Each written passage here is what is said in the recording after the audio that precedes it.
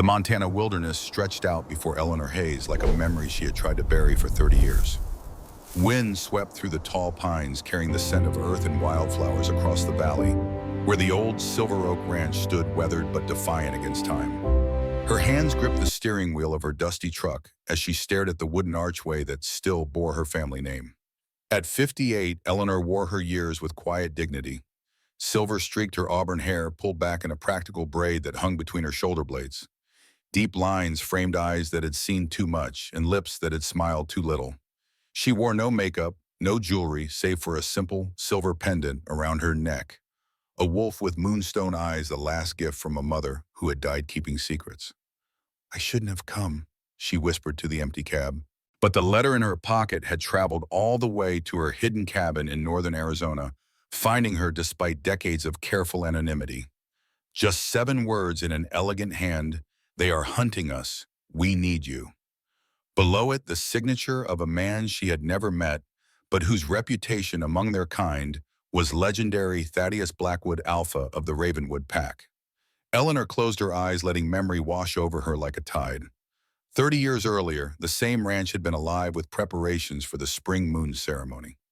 Eleanor, 28, then had been helping in the kitchen when her father called her into his study. The faces that greeted her still burned in her mind: her father's resignation, her stepmother's contempt, her younger brother Richard's carefully masked triumph. "The council has made their decision," her father said, voice hollow. "You cannot stay." The words had fallen like stones. For 15 years, the family had hidden her shame that Eleanor Hayes, daughter of an Alpha bloodline, had never shifted. Not at 13, when all wolves came into their power. Not at 20, when late bloomers finally transformed. Not even at 28, when all hope had faded. "But I've served the pack," she had argued, desperate. "My knowledge of herbs, my healing—" "Is not enough," her stepmother cut in. "An Alpha's family cannot harbor defects. Richard is ready to take leadership. Your presence raises questions." That night, she had packed a single bag and walked away from everything she had ever known. No goodbyes, no ceremony, just exile into the human world, where she would spend the next 3 decades building a life from fragments. Now, as Eleanor stepped out of the truck, boots crunching on gravel, she felt the weight of return. The ranch looked smaller than in her memories. Paint peeled from the main house and several outbuildings showed signs of neglect. No pack members patrolled the boundaries, unusual for a territory this size. Eleanor retrieved her worn leather satchel from the passenger seat, filled with journals, herbs, and tools collected over years of solitary study. As a woman rejected by her kind, she had immersed herself in the ancient knowledge others had forgotten. Humans called her an eccentric botanist, a reclusive researcher, publishing occasional papers on native plant medicine. None knew how she tested these remedies on wounds that would have killed ordinary people, or how she documented bloodlines and histories others had abandoned. As she approached the main house, the door swung open before she could knock. A young woman with tired eyes stared back, recognition slowly dawning on her face. "You're her," the woman said. "You're Eleanor Hayes." Eleanor nodded once. "Is Richard here?" The woman's expression darkened. "No one has seen your brother in months. That's part of why—" She glanced nervously over her shoulder, then back. "Come in, quickly." Inside, the house smelled wrong. Wolf territories carried the mingled sense of pack, a comforting musk that signified safety and belonging. This place smelled of fear, of abandonment. The woman led Eleanor to what had once been her father's study. Maps covered the walls, red pins marking locations across Wyoming, Montana, Idaho, and Colorado. "I'm Sarah, by the way, Richard's wife." She hesitated. "Or widow, perhaps. We don't know." Eleanor studied the maps. "These pins, they're attacks." Sarah nodded. 12 pack territories hit in the last 8 months. Alpha leaders taken or killed. No survivors left to explain. "The only pattern is they're targeting the oldest bloodlines first." Eleanor traced the pattern with her finger. Methodical, working from north to south. Ravenwood should be next. "Was next," came a deep voice from behind them. Eleanor turned to find a man filling the doorway. Tall and broad-shouldered despite his age, he carried himself with the unmistakable authority of an Alpha. Silver hair cut military short, framed a face weathered by sun and hardship. A fresh bandage covered his left shoulder, blood seeping through the white gauze. Thaddeus Blackwood, he said simply. Eleanor felt something she hadn't experienced in decades, the instinctive pull to lower her eyes before an alpha. She resisted it, meeting his gaze directly. You found me. Why? Thaddeus moved into the room with the careful precision of a wounded predator. They came 3 nights ago. My pack fought. Most escaped to our secondary locations. I stayed behind to ensure their retreat. And your wound? A grim smile. Not their worst attempt. They've been hunting me specifically for months. Who are they? Eleanor pressed. They call themselves collectors, Sarah interjected. They leave this mark behind. She handed Eleanor a small wooden token no larger than a coin. Carved into its surface was a crescent moon partially eclipsing a sun, an ancient symbol Eleanor recognized immediately. The Eclipse, she whispered. I thought they were extinct. As extinct as sage wolves, I imagine. Thaddeus set his eyes, studying her with uncomfortable intensity. Eleanor froze. No one had used that term in her presence for decades. Sage wolves, the rare bloodline that never shifted but possessed other gifts, were considered myths by most modern packs, aberrations by others. I don't know what you're talking about, she said carefully. Your mother was Eliza Moonriver before she married into the Hayes line. Thaddeus continued as if she hadn't spoken. The Moonriver clan produced more sage wolves than any other bloodline before they were hunted to extinction in the 1920s. Your mother survived by hiding what she was, and so did you. Eleanor's hand went instinctively to the pendant at her throat. If you knew what I was, why summon me? Sage wolves are considered useless in combat. Thaddeus lowered himself carefully into a chair. Because before they were hunted, sage wolves were our historians, our record keepers, our memory. He leaned forward, wincing slightly. And right now, memory might be the only weapon we have against what's coming. The door to the study burst open as a young man in his mid-30s rushed in. He stopped abruptly at the sight of Eleanor, his face cycling through confusion, recognition, and wariness. "And Eleanor?" he asked uncertainly. It took Eleanor a moment to recognize her nephew. "Caleb, you were just a child when I left." Caleb's jaw tightened. "I remember the day. I asked my father where you'd gone. He said you weren't wolf enough to stay." His expression softened slightly.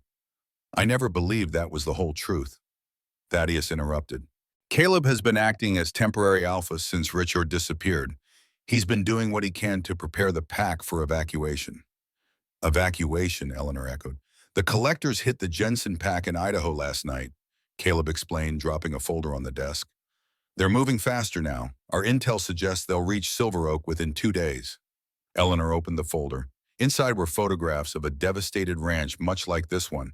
Buildings burned, bodies laid out in ritualistic patterns, symbols carved into the earth. "They're not just killing," she observed. "They're performing ceremonies." Thaddeus nodded. "Whatever they're collecting, it requires specific rituals. That's why we need your knowledge. Your mother left something here, didn't she? Something hidden." Eleanor looked up sharply. "How could you possibly know that?" "Because she contacted me shortly before her death. Said if things ever reached a breaking point for our kind, I should find her daughter. Said you would know where to look." Eleanor's mind raced. Her mother had died when she was just 16, long before her failure to shift had become a family disgrace. She had always assumed her mother would have been as ashamed as everyone else. "Take me to my old room," she said finally. The bedroom had been converted to storage boxes stacked against walls, once decorated with the young woman's dreams. Eleanor moved unerringly to the far corner, kneeling to run her fingers along the baseboard until she found what she sought, a small notch invisible to casual inspection. With practiced movements, she pressed the hidden latch. A section of baseboard swung outward, revealing a narrow space between the walls. From this cavity, Eleanor withdrew a leather-bound journal, its pages yellow with age. "My mother's grimoire," she explained, turning to face the others. "She told me to open it only in the direst need when the old blood was threatened." Her fingers traced the symbol embossed on the cover, a wolf's head surrounded by a spiral pattern. "I never had the courage before I was exiled. After that, I couldn't return for it." Thaddeus stepped forward, his expression grave. "May I?" Eleanor hesitated, then handed him the book. Thaddeus opened it carefully, his eyes widening as he scanned the first page. "This is written in the old language," he murmured, "the tongue of the first packs." "Can you read it?" Caleb asked. Thaddeus shook his head. Few living wolves can. It was deliberately forgotten after the Great Purge, when the human hunters nearly wiped us out in the 1800s. Too dangerous to keep such knowledge where it might be found. I can read it, Eleanor said quietly. All eyes turned to her. My mother taught me in secret from the time I could speak. Said it was my birthright, even if the wolf never came. She reclaimed the book, fingers tracing the faded ink. It contains histories, rituals, maps to places of power. And she paused, turning to a specific page. Warnings about the eclipse. The room fell silent as Eleanor translated aloud.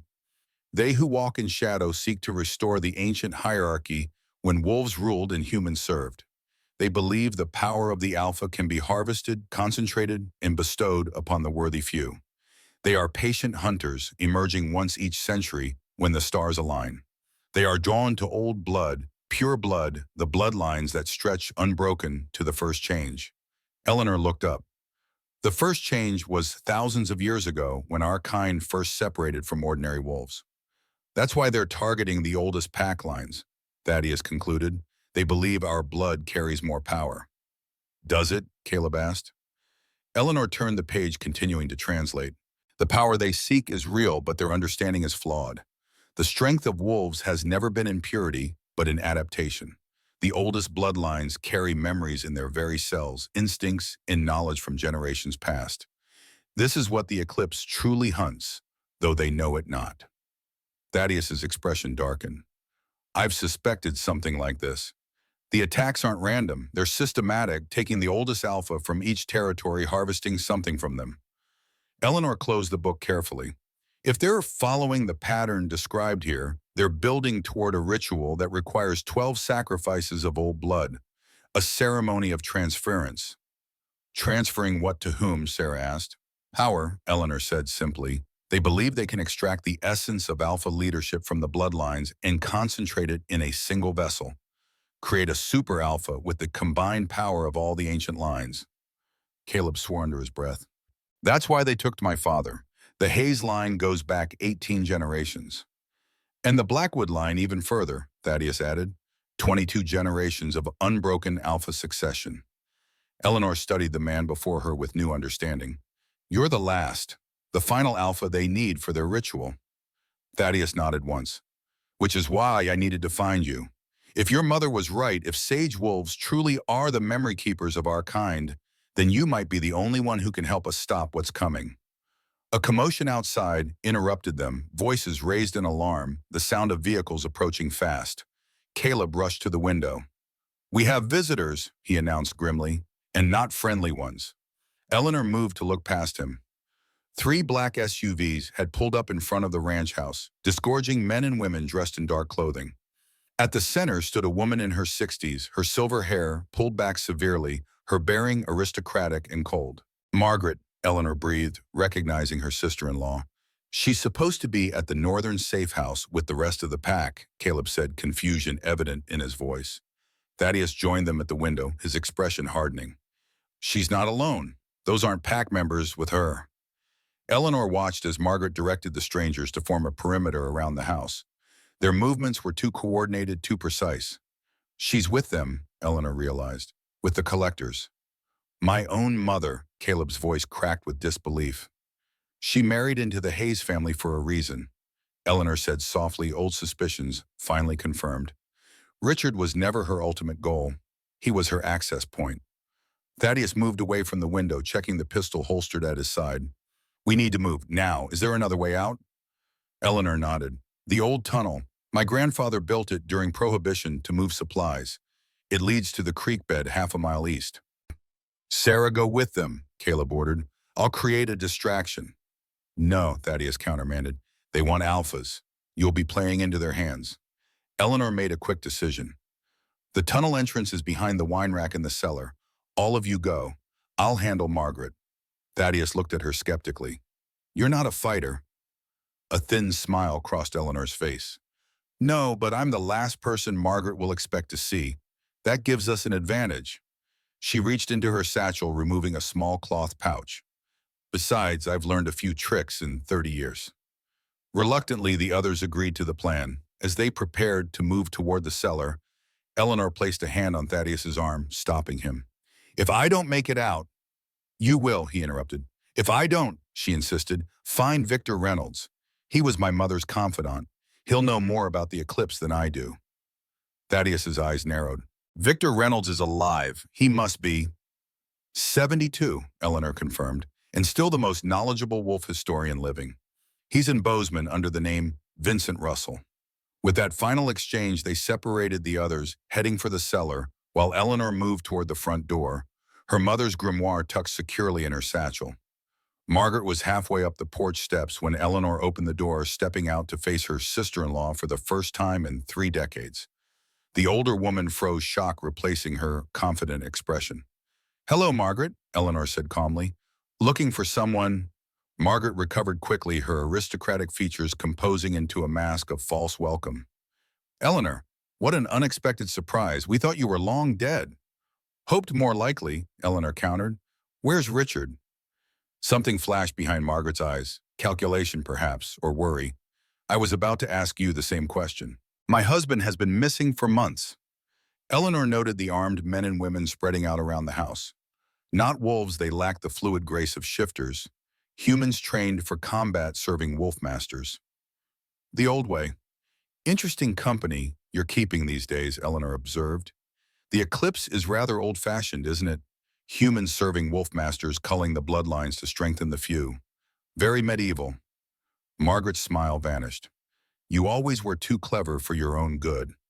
Richard said you'd buried yourself in those old books, even as a child. She descended one step, bringing herself level with Eleanor's gaze. What I never understood is how you knew so much about our ways, yet couldn't manifest the simplest shift. A waste of good blood. Is that why you married into the Hayes line, for our good blood? Margaret laughed, the sound brittle in the mountain air. The Hayes line has strength, certainly. But I married Richard because I needed access to this territory, to what's buried beneath it. Eleanor maintained a neutral expression, though her mind raced.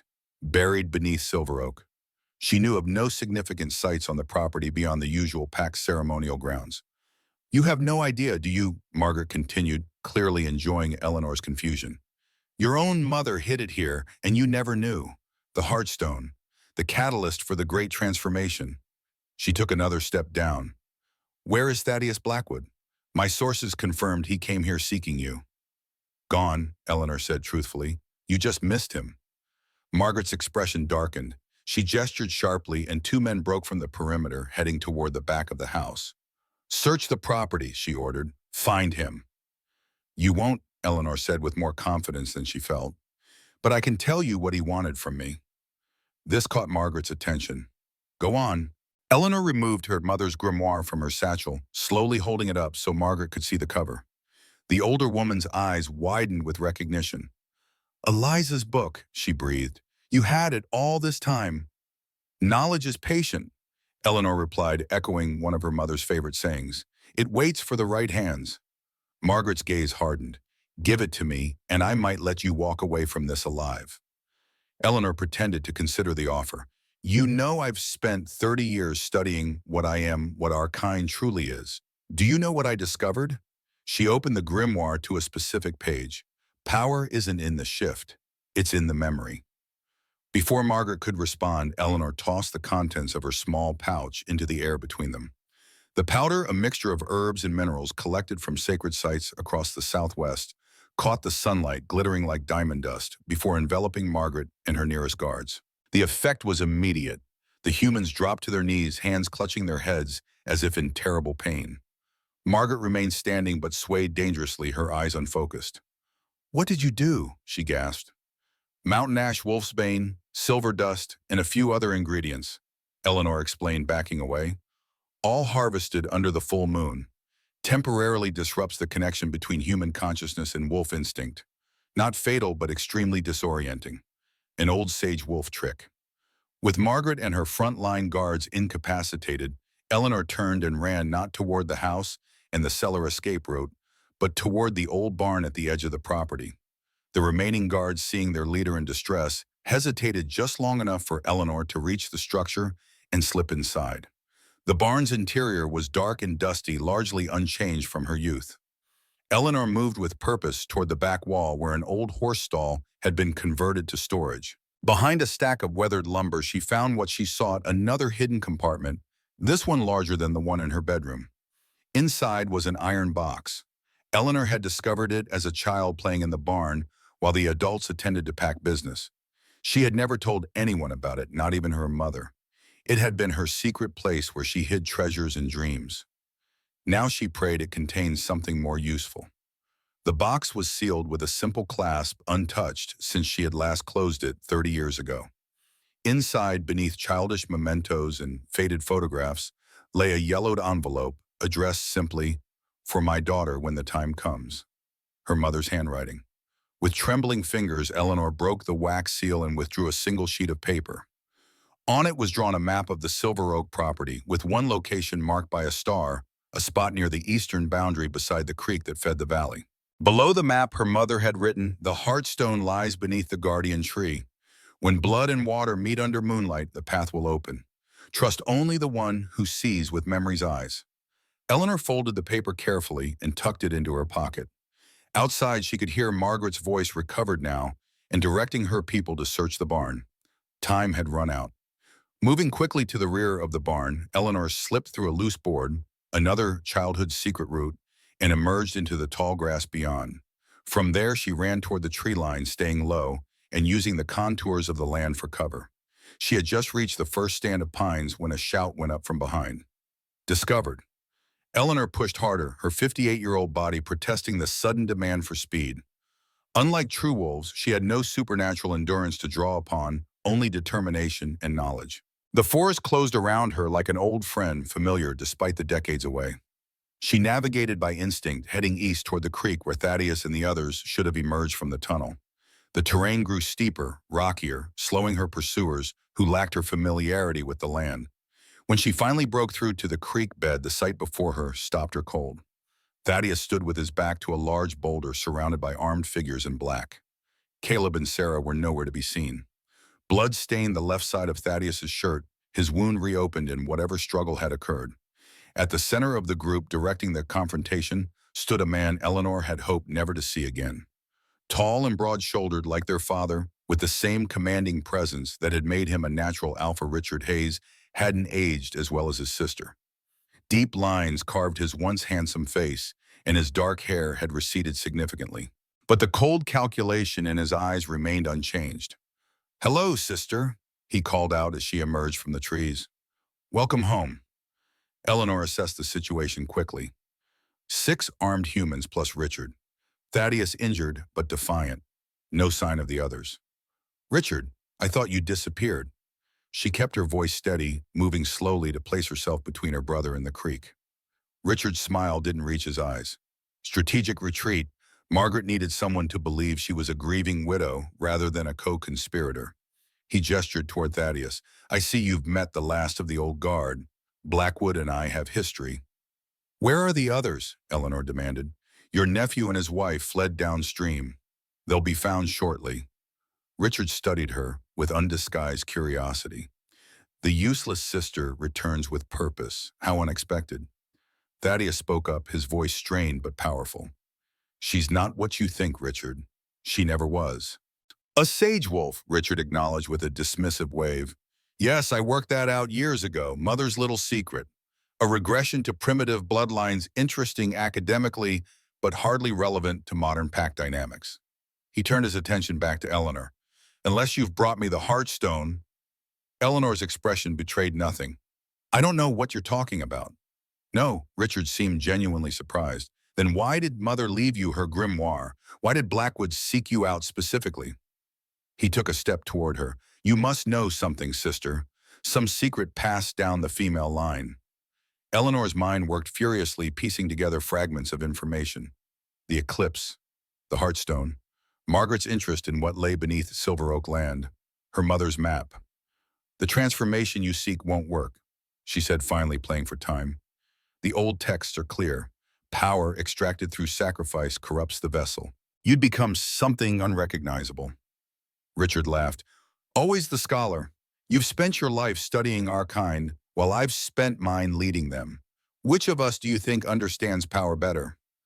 Understanding power and wielding it wisely are different skills, Thaddeus interjected. The Eclipse tried this ritual 4 times throughout history. Each attempt ended in disaster. Because they lack the final component, Richard countered. The Heartstone focuses and purifies the extracted essence. Without it, the power is too raw, too primal for any vessel to contain. He fixed his gaze on Eleanor. Our mother knew where it was hidden. She must have told you. Eleanor felt the weight of her mother's map in her pocket. The guardian tree, blood and water under moonlight. She glanced at the creek behind her, then at the sky. The sun was beginning to set. Moonrise would come within hours. If I knew, she said carefully, why would I tell you you stood by while I was exiled? You took Father's place without a word in my defense. Pain flashed briefly across Richard's features. I was young, ambitious. I believed what they told me, that you were defective, a threat to our bloodline's strength. His expression hardened. But I've learned much since then about the true nature of power, about what our kind could become if we embrace the old ways. The old ways included subjugation of humans and endless territory wars, Thaddeus said with disgust. Is that what you want to return to feudal wolf lords ruling through fear? Richard smiled thinly. I prefer to think of it as natural order restored. Peck predators resuming their rightful place. With the combined power of 12 alpha bloodlines, I could unite all the Western territories under a single authority. Bring stability, purpose. Tyranny, Eleanor corrected. You'd be no different from the human dictators who've stained history with blood. Perhaps, Richard conceded, but I'd be our dictator, our future. He gestured to one of his men. Enough talk. Bring them both. The moon rises in 3 hours, and we have preparations to make. As the armed humans moved forward, Eleanor locked eyes with Thaddeus. Something passed between them, an understanding beyond words. He gave an almost imperceptible nod. Eleanor turned and dove into the creek. The icy mountain water shocked her system as she plunged beneath the surface. Behind her, she heard shouts and gunfire, the sounds muffled by water. She swam downstream with the current, letting it carry her around a bend before surfacing behind a fallen tree. From her hidden position, she saw Richard's men dragging Thaddeus toward one of their vehicles. Her brother stood watching, frustration evident in his posture. Find her, he shouted. She can't have gone far. Search both banks for a mile in each direction. Eleanor remained motionless until they departed, Thaddeus secured in the lead SUV. Only when the sound of engines had faded did she pull herself from the creek, shivering in the cooling mountain air. Night would fall soon, and with it moonrise. Her mother's map led to a location less than a mile upstream, where a massive old cottonwood grew beside a natural pool in the creek. The guardian tree, her mother had called it. As a child, Eleanor had played beneath its sprawling branches, unaware of what might lie beneath. Now soaking wet and alone, she faced a choice. She could flee, disappear back into anonymity, away from the brother who had betrayed her in the ancient struggle she had never asked to join. Or she could follow her mother's final message and seek the Heartstone, whatever it might be. As she stood dripping on the creek bank, Eleanor felt a presence subtle but unmistakable. She turned to find Caleb and Sarah emerging cautiously from the tree line. We doubled back when we heard the commotion, Caleb explained. Saw them take Thaddeus. His eyes held questions and an unexpected respect. You came back for us, after everything the pack did to you. Eleanor felt something stir within her, a sense of connection she had denied herself for decades. Not the supernatural bond of pack, but something equally powerful. Family, purpose, belonging. They're taking him to the ceremonial grounds, she said, her decision made. That's where they'll perform the ritual under the full moon. But first we need to find something. She withdrew her mother's map, now soggy but still legible. Something that might give us a fighting chance. As the last light faded from the Montana sky, Eleanor Hayes led her nephew and his wife upstream toward a destiny that had waited 30 years to find her. Behind them, the first stars appeared, heralding the rising of the moon that would change everything. Moonlight filtered through the branches of the ancient cottonwood, casting silver patterns across the clearing, where Eleanor, Caleb, and Sarah huddled around the weathered map. The night air carried a biting chill, and Eleanor's clothes still clung damply to her skin from her plunge into the creek. She suppressed a shiver, focusing instead on the task before them. This is it, she said quietly, folding the map and gesturing to the massive tree that towered above them. The guardian tree. The cottonwood had stood for centuries, its enormous trunk wider than 3 men could encircle with joined hands. Its roots plunged deep into the banks of the creek, which widened here into a natural pool, reflecting the rising moon. In summer, this spot would be idyllic. Tonight, with the knowledge of what was at stake, it felt sacred and foreboding. "What exactly are we looking for?" Sarah asked, her voice hushed, as if the night itself demanded reverence. Eleanor ran her hand along the rough bark, remembering her mother's cryptic words. "The heart stone lies beneath the guardian tree. When blood and water meet under moonlight, the path will open." She frowned. My mother loved riddles. She believed true knowledge should never be obtained without effort. "That's reassuring," Caleb muttered, casting nervous glances back toward the direction Richard and his men had taken Thaddeus. "We have maybe 2 hours before they begin whatever ritual they're planning." Eleanor nodded, understanding his impatience. She circled the tree, searching for any mark or sign that might guide them. The massive trunk revealed nothing unusual, just the natural patterns of aged bark. "The riddle mentions blood and water," Sarah observed. "The creek provides the water." "But whose blood?" Eleanor hesitated, her hand going to the silver pendant at her throat. In the old traditions, the price of hidden knowledge was always personal sacrifice. She reached into her satchel and withdrew a small knife, one of many tools she had carried for decades. "It would be mine." "Wait," Caleb interrupted. "You're going to cut yourself based on a cryptic note written decades ago. There has to be another way." Eleanor smiled faintly. "You sound like me at your age, always looking for the easier path." She moved to the edge of the pool where the moonlight was strongest. "My mother was a sage wolf. Their magic, if you want to call it that, was never spectacular or violent like an alpha's power. It was subtle, personal, based on connection and memory." Without further hesitation, she drew the blade across her palm, not deeply, but enough to draw a steady flow of blood. She knelt at the water's edge, allowing the blood to drip into the moonlit pool. "Blood and water under moonlight," she whispered. For several long moments, nothing happened. The blood dissipated in the clear water, leaving no trace. Caleb shifted uncomfortably behind her, clearly fighting the urge to suggest they try something else.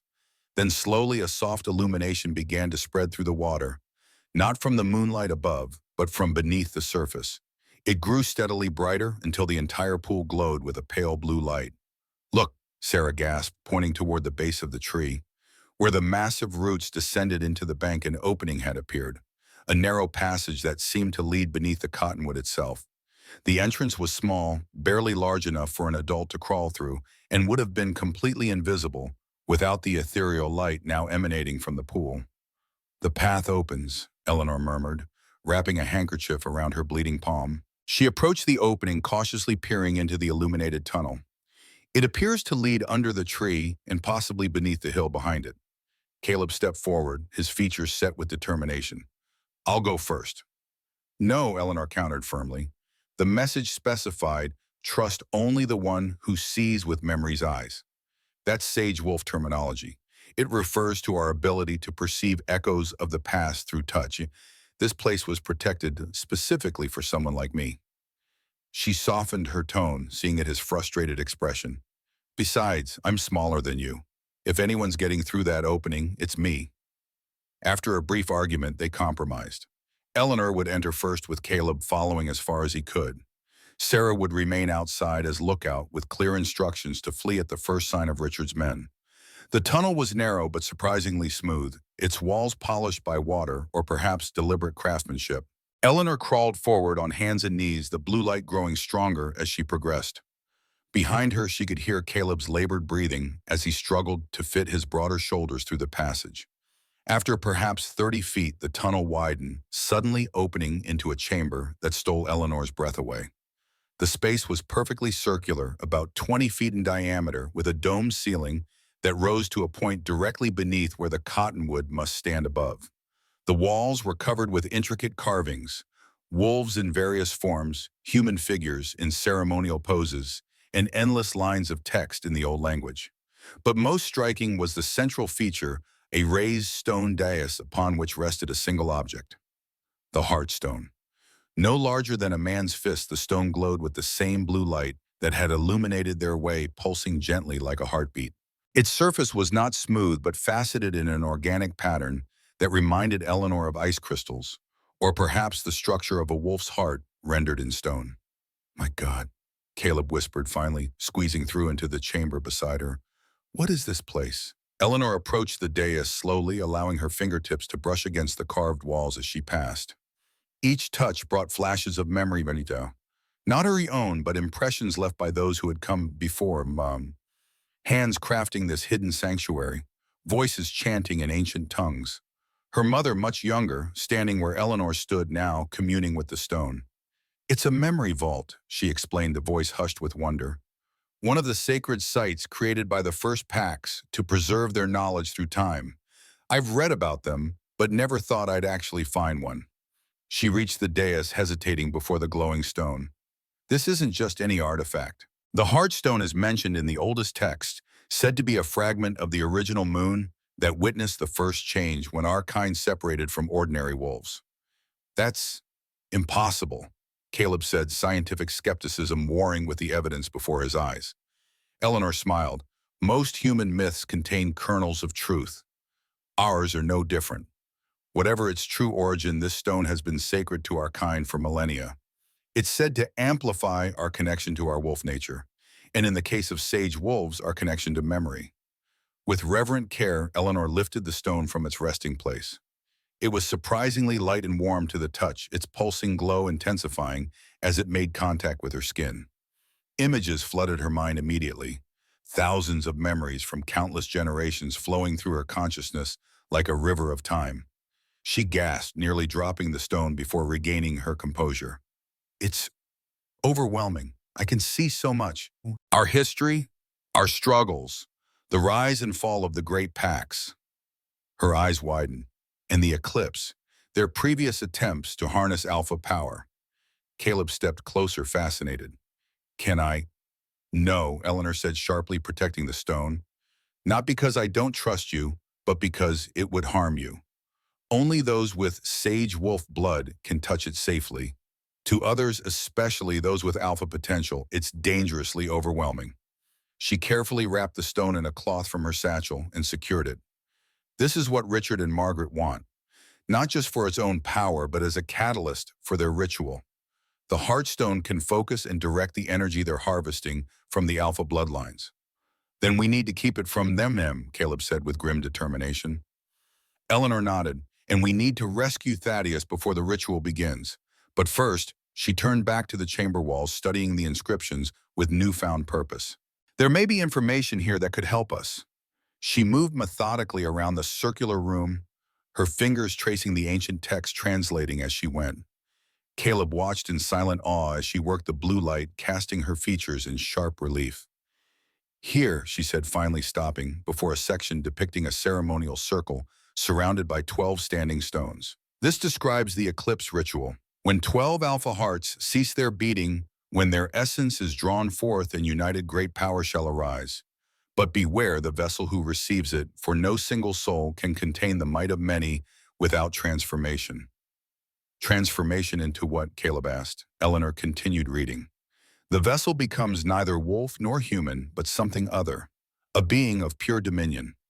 In ancient times, such beings were called the Raveners, for they consumed all in their path. She turned to face her nephew, expression grave. The Eclipse isn't trying to create a super alpha. They're trying to create something our ancestors feared enough to bury all knowledge of it, and Richard has volunteered to be the vessel. Does he know what will happen to him?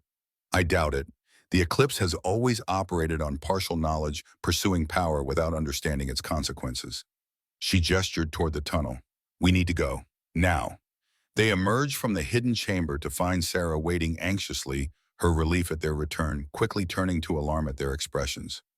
What is it? What did you find? Eleanor quickly explained about the Heartstone and what the ancient records revealed about the ritual's true purpose. As she spoke, a distant howl pierced the night, a wolf's call but distorted, carrying notes that raised the hair on the back of their necks. That's from the ceremonial grounds, Caleb said, instantly alert. They've started. Eleanor checked the position of the moon, now high in the night sky. They're beginning the preparations.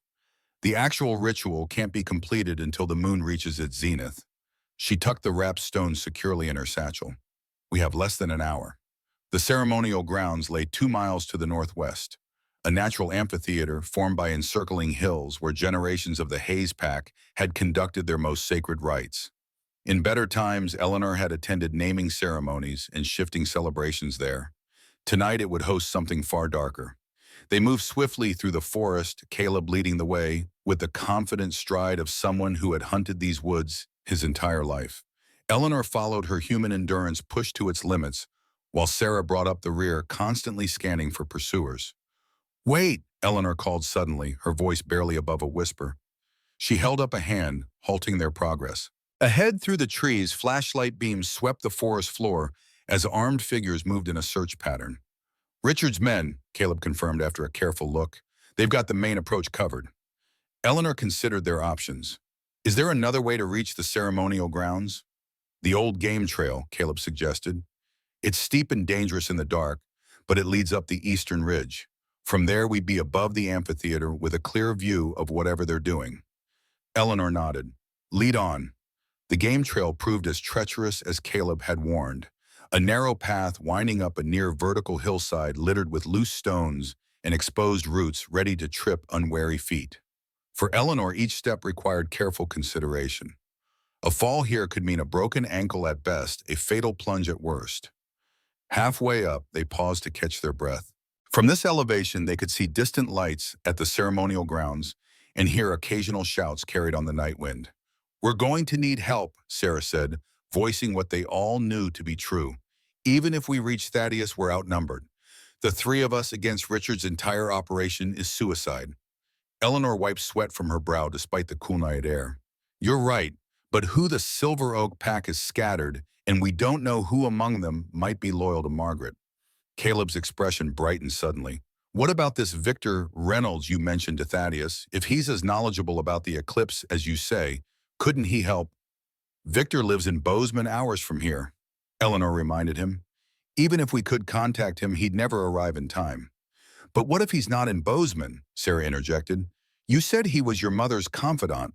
Might he already be nearby watching these events unfold?" The possibility hadn't occurred to Eleanor. Victor had always been cautious, preferring to observe from the shadows rather than involve himself directly in pack politics. But these were extraordinary circumstances. "It's worth a try," she conceded. Victor was always unconventional. He developed ways to communicate with sage wolves across distances. She removed her pendant, the silver wolf with moonstone eyes, and held it in her palm. "My mother gave me this. Said it would help me find him if I ever needed to."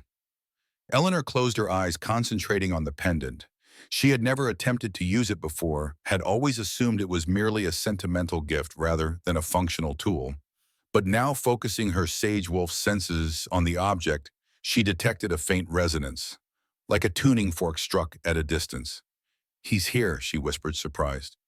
"Somewhere to the north." "Not far." Caleb looked skeptical but nodded. "The ridge continues that way. We can follow it and still reach the overlook in time." They resumed their climb with renewed urgency. Upon reaching the ridgeline, they turned north, moving more easily along the relatively flat terrain of the ridgetop. Eleanor followed the subtle pull of the pendant, which grew stronger with each passing minute. After perhaps half a mile, they came to a small clearing, dominated by an ancient pine. Beneath its sprawling branches sat a weathered camper van, its olive green paint faded by decades of sun and weather. Eleanor approached cautiously. "Victor." The van's door opened, revealing an elderly man with a long white beard and piercing blue eyes. He was thin but straight-backed, dressed in worn jeans and a flannel shirt, beneath a leather vest covered in patches from national parks across the western states. Despite his evident age, Eleanor estimated he must be at least 72. He moved with the fluid grace that betrayed his wolf nature. "Eleanor Hayes," he said, his voice a gravelly rumble. "Eliza's girl. About time you showed up." Eleanor stared, momentarily speechless. "You knew I was coming." Victor snorted. "Been watching this mess unfold for months. Knew it would come to a head soon." He looked past her to Caleb and Sarah. "Richard's boy, aren't you? Got your grandmother's eyes." Caleb blinked in surprise. "Did you know my father was involved in this?" "Suspected." Richard always had more ambition than sense. Victor turned back to Eleanor.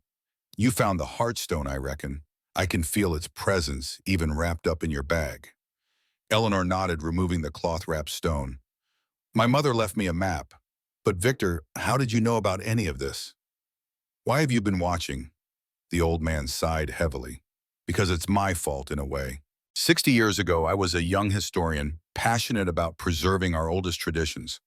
I wrote a monograph about the theoretical possibility of transferring alpha essence between bloodlines. Pure academic speculation never meant to be acted upon. His eyes darkened with regret. The Eclipse found my work, twisted it, used it as the foundation for their current madness. Then you know what they're trying to do, Eleanor said. Create a Ravener. Yes. Victor gestured toward his van. Come inside, we don't have much time. The van's interior was larger than it appeared from outside, modified to serve as a mobile archive. Books lined custom shelves along every available surface. Maps and charts covered the walls. A small workbench held an assortment of artifacts and tools. Victor cleared space at a small table, spreading out a detailed map of the ceremonial grounds. Richard has 11 alpha essences already harvested. Thaddeus Blackwood will be the 12th and final component. The ritual requires the sacrifice to occur at the exact moment the moon reaches its zenith. He tapped the map. Here at the center of the stone circle. Can the ritual be stopped once it's begun? Sarah asked. Victor's expression was grave. Interrupted, yes. Reversed, no. Any alpha essence already extracted cannot be restored to its original owner. Eleanor studied the map. How exactly does the extraction work? A specialized blade, Victor explained. Silver alloyed with other metals inscribed with ancient symbols. It doesn't just kill, it captures the dying energy of the alpha spirit as it leaves the body. He looked up at Eleanor. Your brother will use it on Thaddeus, then immediately begin the final phase of the ritual, directing the combined essences into himself. Using the Heartstone as a focus, Eleanor added, placing the wrapped object on the table. Victor nodded. Without the stone, the energy would be too chaotic to control. With it, he left the sentence unfinished, the implications clear. So we keep the stone away from them, Caleb concluded. It's not that simple, Victor countered. The ritual has already begun. The 11 essences already harvested are being prepared. If the process is simply interrupted without proper containment, the released energy could devastate everything within miles. Then what can we do? Eleanor asked, frustration evident in her voice. Victor studied her thoughtfully. There is one possibility, a counter-ritual designed not to prevent the transformation, but to redirect it. He turned to a shelf, retrieving an ancient leather-bound book. The same sage wolves who documented the danger of the Ravener also created a method to channel such power safely, not into a single vessel, but into the land itself. He opened the book to a marked page showing Eleanor diagrams of an alternative ritual configuration. It would require someone with sage wolf abilities to serve as the conduit, to touch both the Heartstone and Thaddeus at the critical moment, redirecting the flow of energy. Me, Eleanor said, understanding immediately. Victor nodded. It would be extremely dangerous. The energy involved could overwhelm you, even kill you. But it would save Thaddeus, stop Richard from becoming this Ravener. If performed correctly, yes. Eleanor studied the diagrams, committing the patterns to memory. Then that's what we'll do. Eleanor, Caleb protested, you can't sacrifice yourself. She smiled sadly. I was exiled from my pack 30 years ago, Caleb. I've lived a solitary life, pursuing knowledge for its own sake. If my end comes protecting others, that's a better legacy than I ever expected. She turned back to Victor. Teach me what I need to know. For the next 20 minutes, Victor instructed Eleanor in the specifics of the counter ritual, the precise words and necessary positioning, the exact moment to intervene. As they spoke, the moon continued its climb toward zenith. We need to move, Sarah urged, checking her watch. Less than 20 minutes left. Victor nodded grimly. I'm coming with you. Been sitting on the sidelines too long. They made their final preparations quickly. Victor provided each of them with small vials of a mixture he called shadow oil, a substance that would temporarily mask their sense from wolf senses. Eleanor secured the Heartstone in a special pouch that Victor had designed specifically for transporting such artifacts. As they prepared to depart, Victor took Eleanor aside. There's something you should know, he said quietly, ensuring the others couldn't overhear, about the counter ritual. Eleanor tensed, sensing bad news. What is it? I wasn't entirely forthcoming about the risks. Victor's weathered face was solemn. If you succeed, the energy won't just flow through you into the land. Part of it will remain within you. It will change you in ways I can't predict. Change me how? Victor shook his head. The texts aren't specific. They only say that the conduit shall be transformed in accordance with their true nature. Whatever that means. Eleanor absorbed this information silently, then nodded once. It doesn't change anything. We proceed as planned. The four of them moved swiftly along the ridge line until they reached the point overlooking the ceremonial grounds. The view below confirmed their worst fears. The natural amphitheater glowed with torchlight, revealing dozens of figures arranged in concentric circles around a central altar stone. Nearest the center stood Margaret and several robed individuals Eleanor didn't recognize, high-ranking members of the Eclipse, presumably. Richard stood directly beside the altar upon which lay Thaddeus Blackwood, bound and conscious, but clearly weakened. Most disturbing was the arrangement surrounding the altar. 11 stone containers positioned precisely, each glowing with an unearthly light that pulsed in perfect unison. The harvested alpha essences prepared for the final ritual. There are at least 30 guards, Caleb whispered, surveying the scene. Armed humans around the perimeter, wolf enforcers closer in. Victor nodded. The Eclipse always maintained this structure. Human servants as the outer circle, wolf leadership at the center. He pointed to a narrow ravine leading down to the southern edge of the ceremonial grounds. That's our best approach. The shadows are deepest there, and it leads almost directly to the altar. They'll have that covered, Sarah objected. Not as well as they think, Victor countered. I've spent weeks studying their patrol patterns. There's a blind spot in their security, a design flaw in the traditional Eclipse formation that they've maintained out of superstition rather than practicality. Eleanor checked the moon's position. 10 minutes at most. We need to move now. They descended the ravine in tense silence, Victor leading with the sure-footed confidence of someone who had planned this route carefully. The steep path required them to half-climb, half-slide down the rocky slope using tree roots and outcroppings as handholds. At the bottom, they paused in the deep shadows of a boulder. The ceremonial grounds lay just 50 yards away, the perimeter guards visible in the flickering torchlight. The chanting has started. Victor observed, his keen hearing picking up the rhythmic intonations. Richard is beginning the final phase. Eleanor could feel it too, a building pressure in the air, like the heaviness before a thunderstorm. The heartstone in her pouch seemed to pulse more rapidly, responding to the energies being summoned. Remember the plan, she whispered. Victor and I will approach the altar from the south. Caleb, you and Sarah create a distraction at the eastern perimeter when I give the signal. She handed Caleb a small flare from Victor's supplies. This should draw enough attention to thin out the guards near us. With final nods of understanding, they separated. Eleanor and Victor moved silently along the edge of the tree line, using the deep shadows as cover. The shadow oil seemed to be working. Twice guards looked directly toward their position, but showed no sign of detecting them. As they drew closer, Eleanor could see Thaddeus more clearly.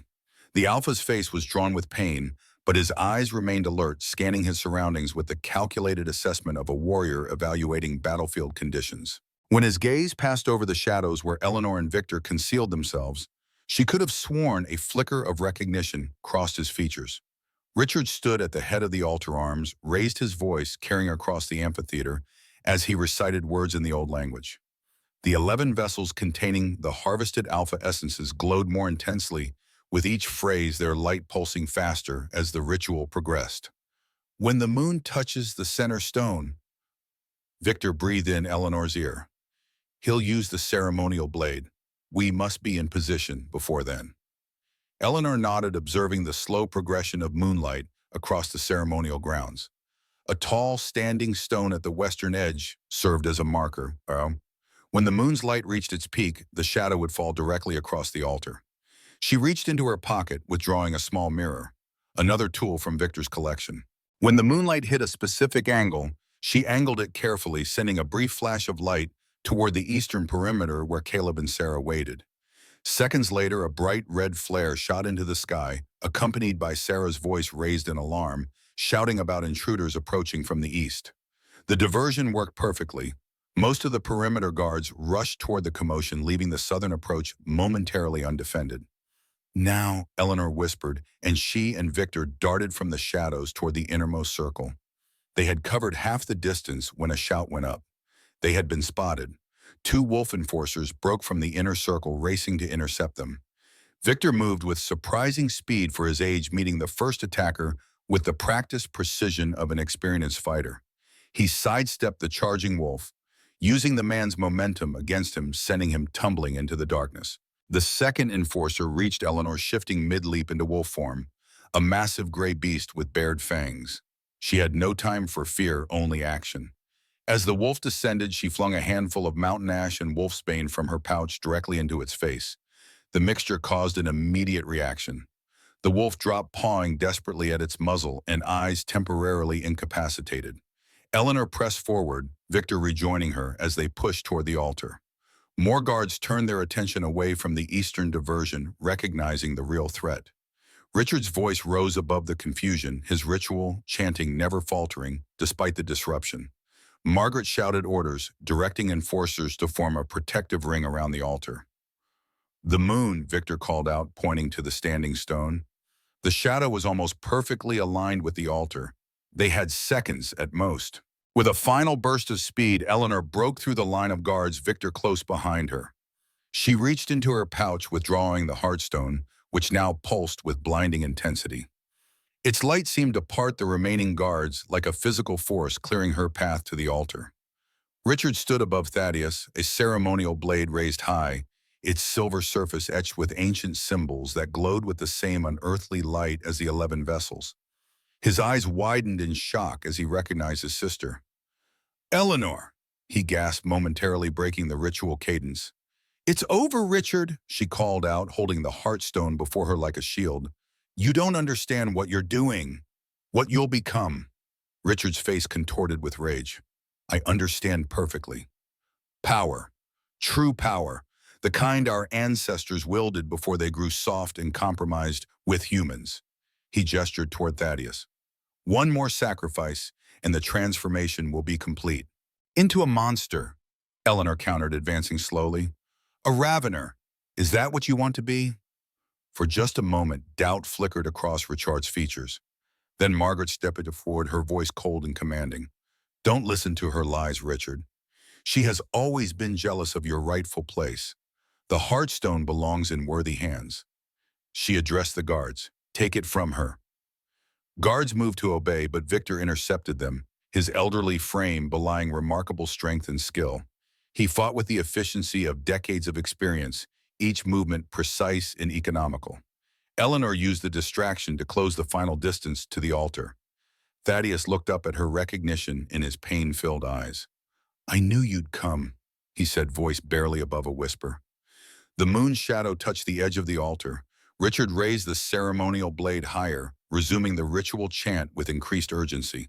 The 11 vessels pulsed in perfect synchronization now, their light reaching a blinding intensity. Eleanor knew she had one chance. As Richard began to bring the blade down toward Thaddeus's heart, she lunged forward, placing the heartstone directly on Thaddeus's chest, while simultaneously grabbing her brother's wrist with her free hand. "Blood and memory, past and present," she intoned, reciting the counter-ritual Victor had taught her. Not one vessel, but many. Not one power, but all. The ceremonial blade pierced Thaddeus's chest, but Eleanor maintained her grip, completing the triangular connection between the blade, the heartstone, and herself. Richard tried to pull away, but found himself locked in place, the ritual energies binding them together. Light erupted from the 11 vessel streams of luminous energy, arcing toward the altar like lightning seeking ground. But instead of converging on Richard as intended, they flowed into the heartstone, which now blazed with unbearable radiance. Eleanor felt the power surge through her. 11 alpha essences, each carrying the strength, memory, and spirit of ancient bloodlines. The pain was beyond anything she had ever experienced, her human body never designed to channel such energies. "What have you done?" Richard screamed, his voice distorted with rage and fear. Eleanor couldn't answer. Her entire being had become a conduit, directing the overwhelming flow of power down through her body, through her feet into the earth beneath the ceremonial grounds. The land itself seemed to respond, a tremor, running through the hillsides surrounding the amphitheater. As the final vessel emptied its contents into the maelstrom of energy, Thaddeus's eyes locked with Eleanor's. Without words, she understood what he intended.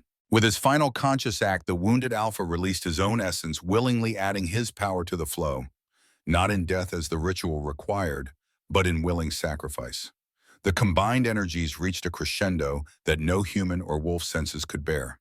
Light exploded outward from the altar in a silent shockwave, throwing everyone within the ceremonial grounds to the earth. When vision returned seconds later, the scene had transformed. The altar stood empty, Thaddeus's bonds severed. The 11 vessels lay shattered, their contents gone.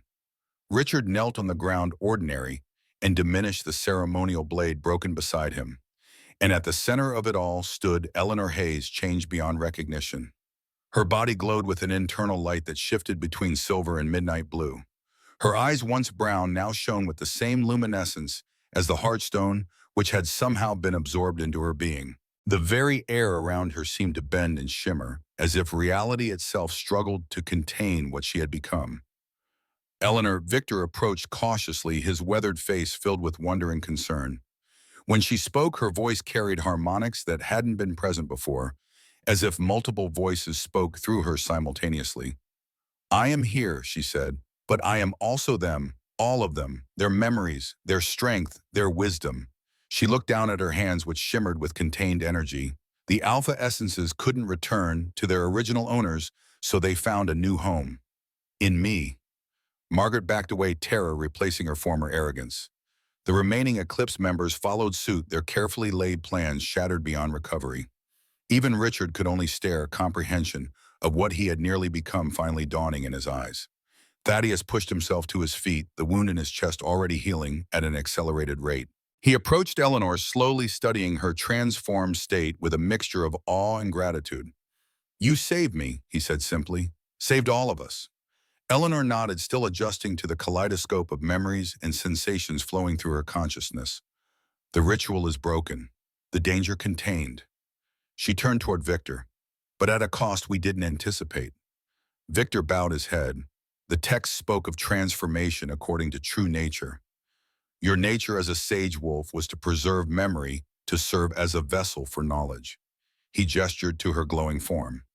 Now you've become something unprecedented, a living repository of alpha wisdom and power. What does that mean? Caleb asked, approaching cautiously with Sarah beside him. What happens now? Eleanor turned to face the assembled wolves and humans, her gaze sweeping over the Eclipse members and guards alike. When she spoke, her voice carried an authority that none present could question. What happens now is change, she declared. For too long our kind has been divided. Old bloodlines against new wolves against humans, hunter against wisdom. The memories I now carry show the cost of such division throughout our history. She moved toward Richard, who flinched as she approached. Instead of punishment, she extended her hand to help him rise. Brother, you sought power without understanding its purpose. The true strength of alpha leadership isn't dominion, but protection. Not control, but guidance. Her eyes, glowing with borrowed light, held his. Do you understand now what you nearly became? Richard nodded, humbled in a way Eleanor had never seen before. A monster, he whispered, consuming rather than leading. The Eclipse's vision of returning to some imagined golden age was always flawed. Eleanor continued, addressing the wider gathering. Our ancestors weren't perfect. They made mistakes we can learn from rather than repeat. She turned to Thaddeus, who stood straight despite his injury. You offered your essence willingly, not in death, but in sacrifice. That changed everything. She placed a hand on his shoulder. You are no longer a full alpha. Some of your power now resides in me, but you retain your wisdom, your experience, the things that truly made you a leader. Thaddeus covered her hand with his own, a price willingly paid.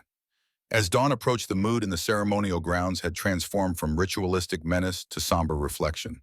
The Eclipse members had been disarmed and contained. Margaret, stripped of her authority, awaited judgment from the assembled wolves. Richard sat alone, coming to terms with how close he had come to disaster. Victor approached Eleanor as she stood watching the first light touch the eastern hills. The counter-ritual worked, but not as anticipated. Instead of dispersing the power into the land, you've contained it within yourself. Eleanor nodded.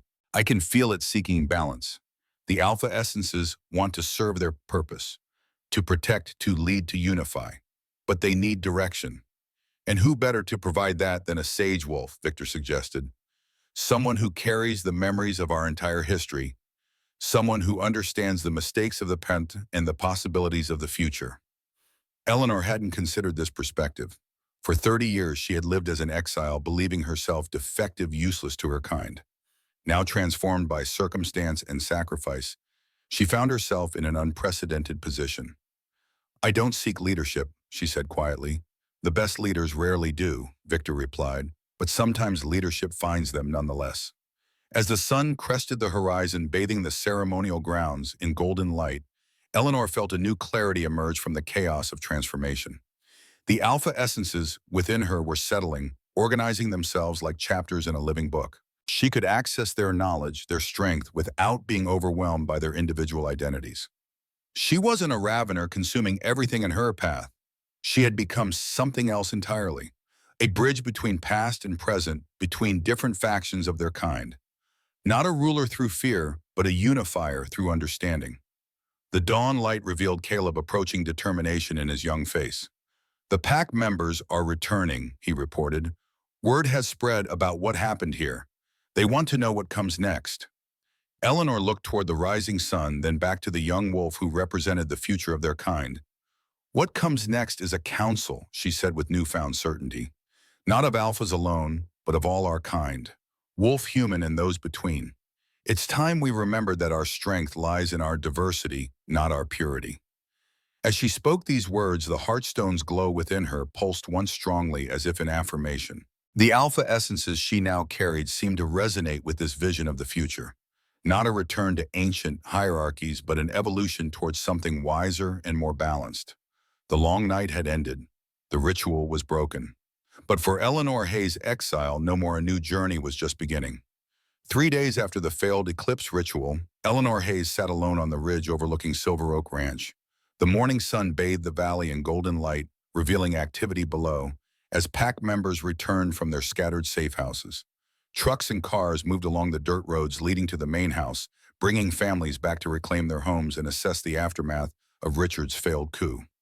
Eleanor watched from a distance, still adjusting to her transformed state. The internal glow had dimmed somewhat, no longer visible in daylight, though it remained apparent in darkness. Her eyes retained their luminous quality, shifting between silver and blue, depending on which alpha memory surfaced in her consciousness. The Heartstone's energy had integrated with her being, becoming less overwhelming with each passing day as she learned to navigate the swirling current of 11 alpha essences. Footsteps crunched on pine needles behind her. She didn't need to turn to recognize Thaddeus's presence. She could sense him now, the fragment of his essence that remained within him, resonating with the portion she carried. The council representatives arrived this evening, he said, settling beside her on a fallen log. All 7 remaining Western territories have confirmed attendance. Eleanor nodded. And the northern packs? 3 have agreed to send observers. It's more than I expected given their traditional isolation. In the days following the ritual, word had spread quickly throughout the wolf communities of the western United States. The Eclipse's decades of manipulation had been exposed. Richard's ambitions had been thwarted. And most significantly, something unprecedented had emerged. A woman who carried the combined wisdom and power of the oldest alpha bloodlines, yet was neither alpha nor traditional sage wolf. How are you feeling? Thaddeus asked, studying her with genuine concern. Eleanor considered the question carefully. Better. The voices are organizing themselves. I can access their memories without being overwhelmed now. She flexed her fingers, watching the subtle shimmer that followed the movement. The power still feels foreign, but less chaotic. And Richard, still processing what happened. Eleanor's expression softened slightly. He spends most of his time in the old library, reading the histories I brought from my collection. I think he's trying to understand where his path began to diverge. Thaddeus nodded thoughtfully. And Margaret? Under guard at the eastern cabin. She refuses to speak to anyone but Richard, and he refuses to see her. Eleanor sighed. The other Eclipse members have been more forthcoming, especially since they realized their leadership had concealed the true nature of the ritual from them. They sat in comfortable silence for a moment, watching an eagle circle lazily above the valley. Despite everything that had happened, or perhaps because of it, Eleanor felt a growing connection to Thaddeus that transcended their shared experience. His steady presence had become an anchor as she navigated her transformation. "I've been thinking about what happens after the council," she said finally, "about my role in whatever comes next." Thaddeus turned to face her. "And what have you decided?" "That I can't decide alone." Eleanor met his gaze. "These alpha essences I carry, they belong to leaders of distinct territories, each with their own traditions and needs. I can't simply declare myself their replacement." "Yet you carry their power and their memories," Thaddeus pointed out, "in the old traditions that would give you the right to lead." Eleanor shook her head. "The old traditions are part of what led us here. Blind adherence to hierarchy, obsession with bloodlines, exclusion of those deemed different." She gestured toward the valley below. "I was exiled from that world 30 years ago. I can't simply step back into it and perpetuate the same system." "Then what do you propose?" Before she could answer, another figure emerged from the tree line. Victor Reynolds, moving with the deliberate pace of a man who had seen enough of the world to know haste rarely improved matters. He carried an ancient leather satchel over one shoulder, its surface covered with symbols similar to those found in the Heartstone chamber.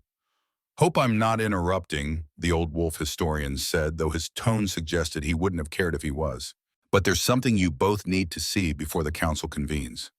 Victor settled on the ground before them, opening his satchel to withdraw a collection of weathered scrolls. With careful movements, he unrolled the first across a flat rock. "These came from my private archive in Bozeman. Records predating even the memory vault beneath the guardian tree." His gnarled finger traced a series of illustrations depicting figures surrounded by luminous auras. "They describe previous instances of what happened to you, Eleanor." Eleanor leaned forward, studying the ancient images. "There were others like me," Victor nodded. "3 times in our recorded history, alpha essences were transferred to a sage wolf, not through a ritual like the Eclipse attempted, but through willing sacrifice in times of great crisis." The illustrations showed 3 distinct figures: a woman with stars in her hair, a man carrying a staff of light, and a child surrounded by concentric circles of power. Each stood at the center of gatherings that included wolves, humans, and other creatures. "They were called the luminaries," Victor continued. "Neither alpha nor sage, but something that transcended both. They served not as rulers, but as bridges, connectors between factions that had grown divided." Thaddeus studied the illustrations with growing interest. "What happened to them?" Victor's expression grew solemn. "The first 2 eventually passed their collected essences back to the land, completing the cycle that Eleanor began at the ritual. The third," he hesitated, "the scrolls say she ascended beyond our world, becoming something that existed between the mortal and spirit realms." "That's not particularly reassuring," Eleanor observed dryly. Victor chuckled. "I didn't show you this to frighten you, but to help you understand that what happened isn't entirely without precedent. More importantly," he unrolled a second scroll, revealing a detailed depiction of a circular council. "The luminaries established a new form of governance, the Circle of Voices, where all factions of our kind had equal representation." Eleanor's eyes widened as she recognized what Victor was showing them. "This is almost exactly what I've been envisioning for the council. Because the memories you carry include echoes of those earlier luminaries," Victor explained. "Their wisdom lives in the alpha essences passed down through generations. You're tapping into knowledge that existed before the current pack structures, before the hierarchies that have dominated our kind for centuries." Thaddeus leaned back, absorbing this information. "The council representatives aren't going to easily accept such a radical restructuring. Many of the alphas coming tonight expect to simply recognize Eleanor as a superior alpha and continue with business as usual." "Then they'll be disappointed," Eleanor said firmly, standing to look out across the valley. "I won't replace one form of concentrated power with another. That path leads right back to where we started." As she spoke, she felt a resonance within the alpha essences she carried, a confirmation that her instincts aligned with their deepest wisdom. Not the surface-level dominance that modern alphas often displayed, but the fundamental purpose that had given rise to alpha leadership in the first place: protection, guidance, and unity. "We should head back," Thaddeus said, noting the sun's position. "There's still much to prepare before tonight." Victor gathered his scrolls carefully. "I'll present these histories at the council. Some of the older alphas may remember the legends of the luminaries, even if they've forgotten their true significance. As they walked back toward the ranch, Eleanor felt a growing certainty about the path ahead. It wouldn't be easy to convince leaders accustomed to absolute authority within their territories to embrace a shared governance model. But the alternative, continuing the cycles of isolation and conflict that had made the Eclipse's manipulation possible, was unacceptable. The main house of Silver Oak Ranch had been transformed in preparation for the council meeting. The great room, once used primarily for pack celebrations, now contained a large circular table with chairs arranged around its circumference. No position was elevated or distinguished from the others, a deliberate choice that Eleanor had insisted upon despite Caleb's concerns about protocol. By evening, representatives from across the Western Territories had arrived. Some came with small security details, others alone, all viewing the proceedings with varying degrees of skepticism and curiosity. They gathered first in the dining hall for a welcoming meal, another of Eleanor's requirements, believing that breaking bread together might ease tensions before the formal discussions began. Eleanor observed the interactions from a relatively quiet corner, noting the subtle dynamics at play. The alphas instinctively sought to establish dominance hierarchies even in this social setting, while their advisors formed their own networks of information exchange. It was exactly the kind of fragmented approach to leadership that had weakened their communities for generations. "They're sizing each other up," Thaddeus commented, bringing her a cup of tea. "Old habits." "And you," she asked with a small smile, "don't you feel the pull to join that dominance display by the fireplace?" Thaddeus considered the group of alphas engaged in what appeared to be casual conversation, but was clearly a subtle competition for space and attention. "I did at first," he admitted, "but something has changed since the ritual. The part of my essence you carry seems to have taken with it some of that need for position." He sipped his own tea thoughtfully. "It's not unpleasant, actually. Liberating in some ways." Their conversation was interrupted by the arrival of Richard, who entered the dining hall with noticeable hesitation. The room quieted immediately, all eyes turning to assess the man whose ambition had nearly unleashed catastrophe. Eleanor moved to greet her brother, aware that her handling of this moment would set a tone for the entire gathering. "Thank you for coming," she said, loud enough for others to hear. Richard met her gaze, the haunted look in his eyes speaking volumes about his internal struggles. "I wasn't sure I'd be welcome." "Everyone affected by these events deserves a voice in what comes next," Eleanor replied. "Even those who made mistakes." A murmur ran through the assembled leaders, some approving, others clearly uncomfortable with Richard's presence. Eleanor understood their concerns, but remained firm in her conviction that exclusion would only perpetuate the cycles they needed to break. As the meal concluded, Eleanor led the representatives to the great room where the council table awaited. By design, no seating chart had been provided. Each person would choose their position, establishing from the outset that this gathering operated under different rules than traditional pack hierarchies.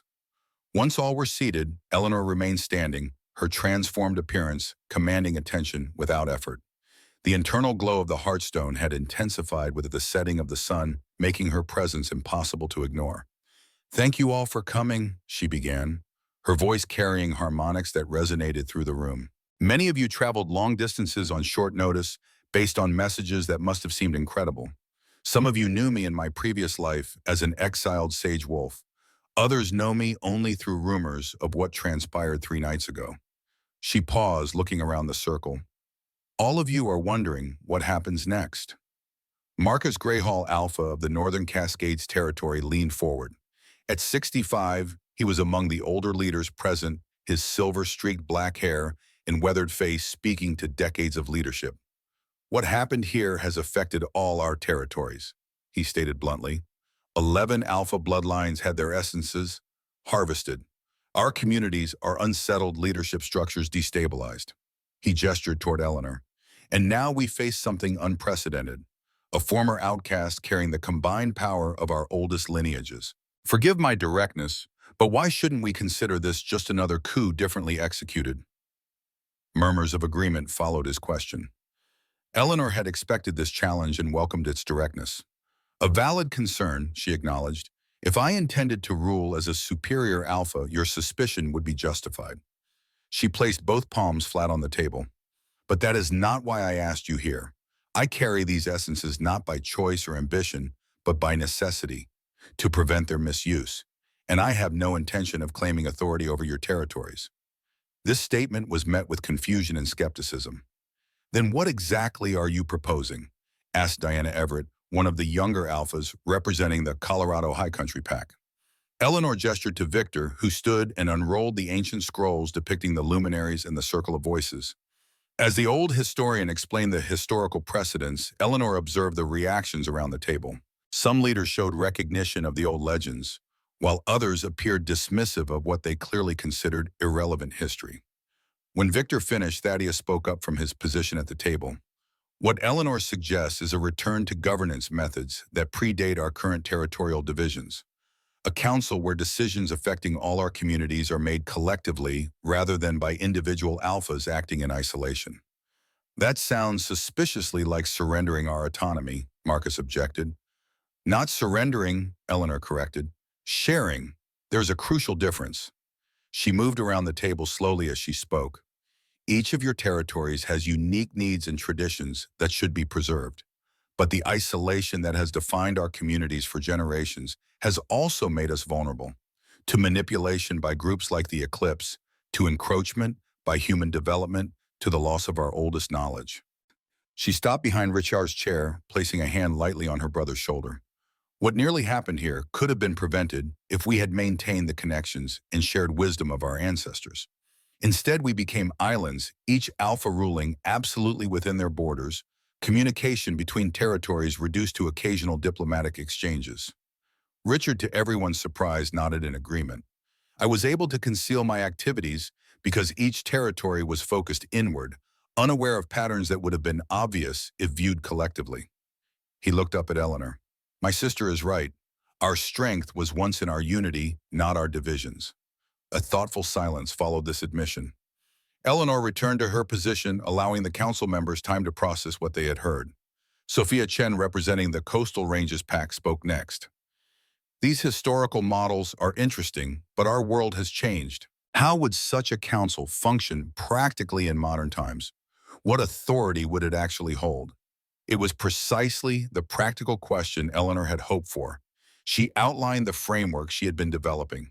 A quarterly gathering of representatives from all territories with additional positions reserved for human allies, sage wolves, rare as they were, and youth delegates. The council would address issues that cross territorial boundaries: relations with human governments, preservation of sacred sites, coordination of resources during crises, and maintenance of the oldest traditions and knowledge. Individual territories would maintain autonomy in their day-to-day governance, she explained, but no longer would crucial decisions affecting all our kind be made unilaterally. As the night deepened, the discussion became increasingly detailed and at times heated. Old rivalries surfaced. Territorial disputes were referenced. Leaders accustomed to absolute authority within their borders struggled with the concept of shared decision-making. Throughout the debate, Eleanor felt the alpha essences within her responding to the discussion, not with a single unified voice, but with a complex harmony of perspectives shaped by centuries of leadership experience.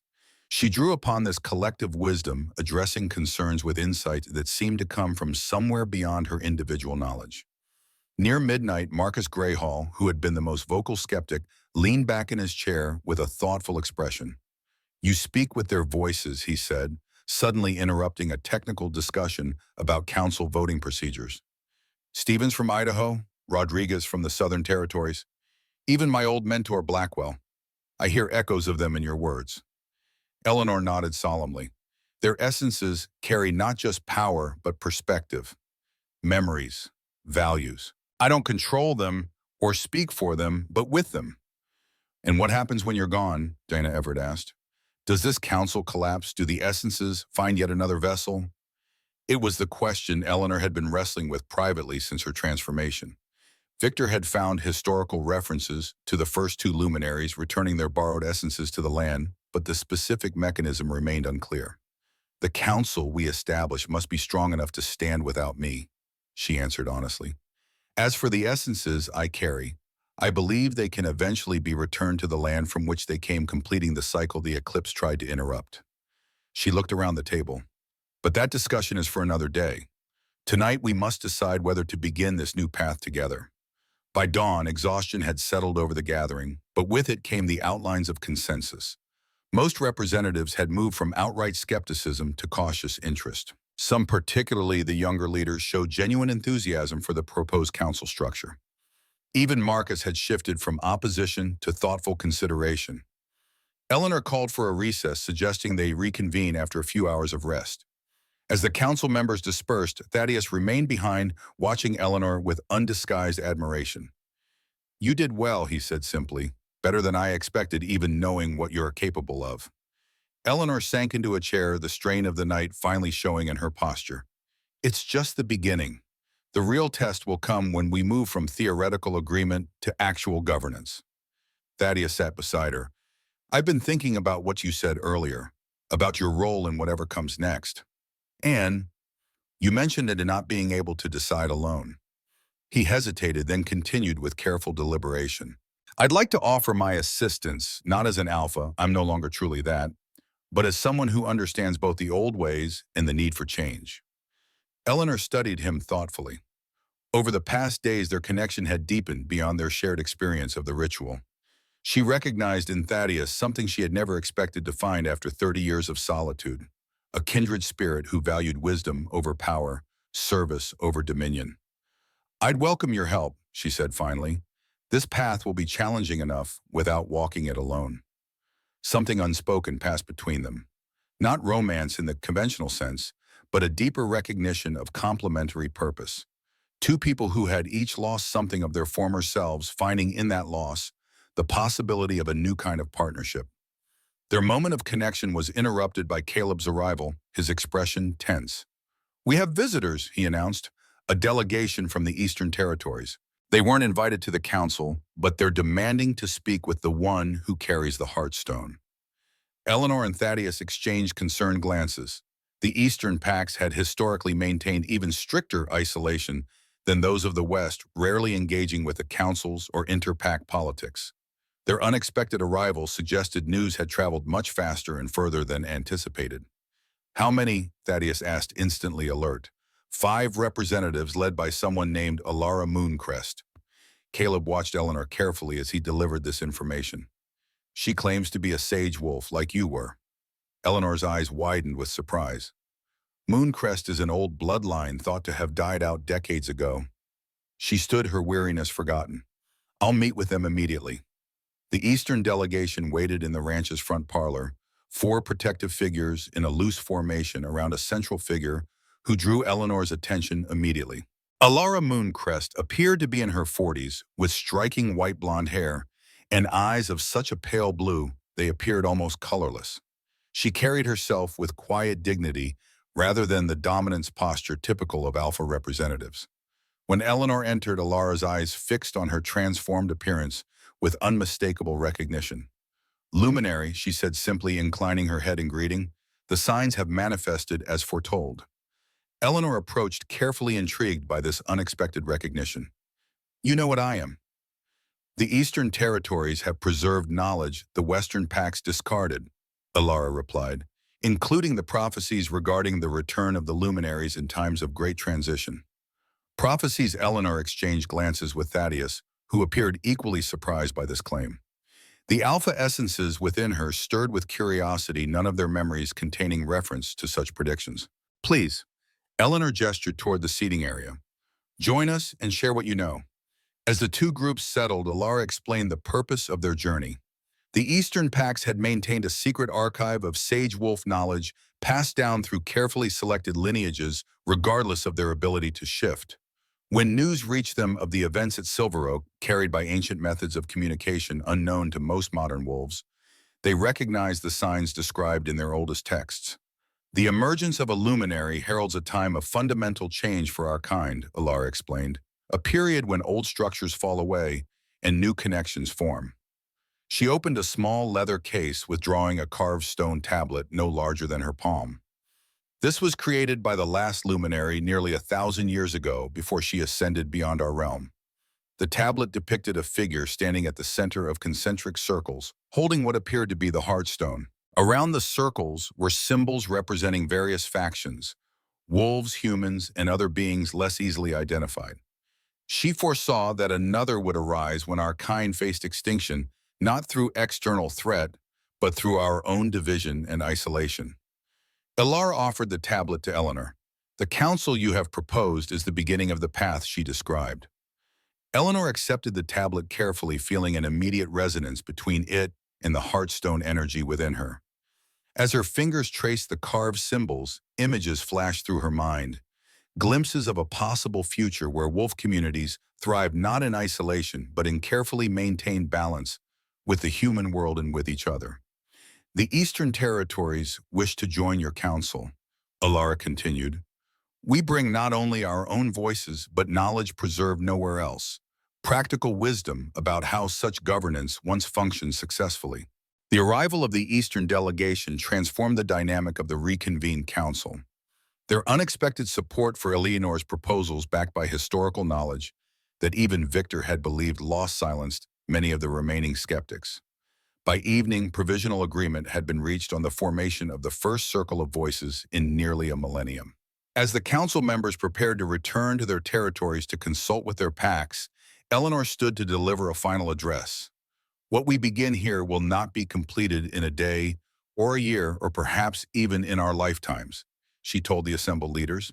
We are laying the foundation for a future where our kind no longer needs to choose between tradition and adaptation, between strength and wisdom, between independence and connection. The path ahead will require all of us to reconsider assumptions that have guided our communities for generations. She looked around the circle, meeting each gaze directly. 2 weeks from today, we will gather again. Not here, but at neutral ground in Yellowstone where the territories meet. Each of you will bring not only your own voice, but those of your pack members who wish to participate in shaping our collective future. As the representatives departed, Elara approached Eleanor privately. There is more you should know about your transformation, she said quietly, about what it means to carry the heartstone within you.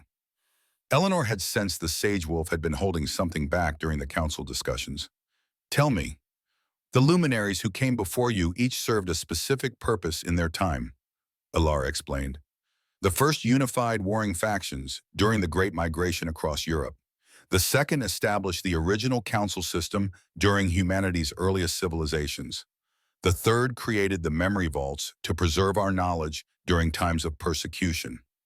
And me, Eleanor asked. What is my purpose? Elara's pale eyes seemed to look beyond Eleanor's physical form. The texts say the fourth luminary would forge new paths between worlds that had grown too far apart. Not just between pack territories or between wolves and humans, but between the seen and unseen realms. Eleanor frowned, not entirely understanding. What does that mean practically? I don't know precisely, Elara admitted, but the tablet you hold contains instructions for a journey you must eventually undertake, to places where the boundaries between worlds grow thin. There you will understand the full nature of your transformation and the choice that lies before you. Choice between ascending like the third luminary, becoming something beyond mortal existence, or remaining in this world and eventually returning the essences you carry to the land. Elara placed a hand gently on Eleanor's arm. But that decision lies in the future. For now, your work is here, bringing unity where division has reigned. That night, as the Silver Oak Ranch grew quiet with most guests departed, Eleanor walked alone to the ridge where she had sat with Thaddeus that morning. The stars spread across the Montana sky in breathtaking clarity, the Milky Way, a river of light overhead. She felt the presence behind her before she heard him, Thaddeus moving quietly to join her beneath the vast celestial panorama. Thinking about what Elara told you, he asked, settling beside her on a fallen log. Eleanor nodded, her gaze still fixed on the stars, trying to comprehend what it means. All of it, the transformation, the council, this purpose I'm apparently meant to serve. Having second thoughts, she considered the question seriously. Not about the council, that feels right, necessary, but this larger destiny Elara described. She turned to face him. I spent 30 years believing I was defective, useless to my kind. Now I'm told I'm fulfilling an ancient prophecy, facing choices about ascending beyond mortal existence. It's a lot to absorb. Thaddeus was quiet for a moment, his expression thoughtful in the starlight. When I was a young wolf, newly come into my alpha nature, my grandfather told me something I've never forgotten. He said the measure of a leader isn't in the power they wield or the territory they control, but in the legacy they leave behind. Eleanor smiled faintly. Wise grandfather. Terrifying, actually. Strict traditionalist. Nearly drove me out of the pack when I suggested modernizing our approach to human relations. Thaddeus chuckled at the memory. But he was right about legacy. Whatever this transformation means for your future, ascending, returning the essences, something else entirely. What matters is what you build now while you're here. She felt the truth in his words resonating with the collective wisdom she now carried. The alpha essences within her seemed to agree. Their purpose had always been to protect and guide to ensure the survival and prosperity of their kind. 2 weeks until the gathering at Yellowstone, she said, returning her gaze to the stars. So much to prepare. We'll manage. Thaddeus's hand found hers in the darkness, a simple gesture of solidarity and support. Together. Eleanor squeezed his hand, gently drawing strength from the connection. Whatever path lay ahead, whatever choices awaited her as she grew into her role as the fourth luminary, she would not walk it alone. 1 year later, Eleanor stood at the edge of Grand Prismatic Spring in Yellowstone National Park, watching as members of the Circle of Voices gathered for their quarterly council. The steaming pool cast rainbows through the morning mist, symbolic of the diverse perspectives now represented in wolf governance. The year had brought remarkable changes. The council structure had evolved from concept to reality, weathering its first serious challenges with surprising resilience. Former rivals now worked together addressing shared concerns. Human allies, carefully selected for their understanding and discretion, had joined the circle, bringing perspectives that had been missing from wolf deliberations for centuries. Most significantly, the isolation that had defined pack territories for generations had begun to ease. Cultural exchanges, shared resources, and cooperative protection of sacred sites had created a network of connection that strengthened all communities involved. Eleanor's transformation had stabilized into something she could manage with growing confidence. The alpha essences still resided within her, their collective wisdom, accessible when needed, but they no longer overwhelmed her individual identity. The Heartstone's energy had integrated fully with her, being visible, now only as a subtle luminescence that emerged in moments of strong emotion or purposeful action. Thaddeus approached from the gathering council members, his expression conveying satisfaction with the scene before them. Though no longer a full alpha, he had found a new role as Eleanor's most trusted advisor and as mentor to younger wolves navigating the changing power structures. The Eastern representatives have arrived, he reported. Alara brings news about another memory vault discovered in the Appalachians. Eleanor nodded. More knowledge returning to circulation, just as it should be. Their conversation was interrupted by the arrival of Caleb, now fully established, the alpha of the restored Silver Oak Pack. The human delegate from the Department of Interior is here, he informed them, and she's brought the conservation proposal we discussed last session. As Caleb returned to the gathering, Thaddeus studied Eleanor thoughtfully. Have you decided about Alara's tablet? The journey it describes. Eleanor touched the small stone tablet she now carried in a pouch at her waist. Over the past year, she had gradually deciphered its instructions, directions to places where, according to sage wolf tradition, the boundaries between worlds grew thin. Not yet, she admitted. Part of me feels drawn to discover what it means to be a luminary, to understand the choice that apparently awaits me. She gestured toward the diverse gathering by the spring. But this work feels unfinished. The council is established but still fragile. The connections between territories are growing, but not yet strong enough to withstand serious challenges. Thaddeus nodded, understanding. The journey will wait until you're ready. The boundaries between worlds have existed for millennia. They'll remain a while longer. Eleanor smiled, appreciating his patience and support. In the year they had worked together, their partnership had deepened into something neither had expected to find so late in life. Not the passionate bond of mate pairs celebrated in wolf tradition, but something equally valuable. A connection of purpose, respect, and genuine affection that had healed old wounds for both of them. It's time to begin, she said, turning toward the waiting council. As Eleanor took her place in the circle of voices, she felt the rightness of the path they had chosen. The alpha essences within her resonated with approval, their ancient wisdom, finding expression in this new form of governance. The memory of 3 previous luminaries seemed to watch from beyond ordinary perception. Their legacy continued in her unexpected transformation. Whatever choice awaited her in the future, ascension beyond mortal existence or returning the borrowed essences to the land, Eleanor Hayes had found her purpose.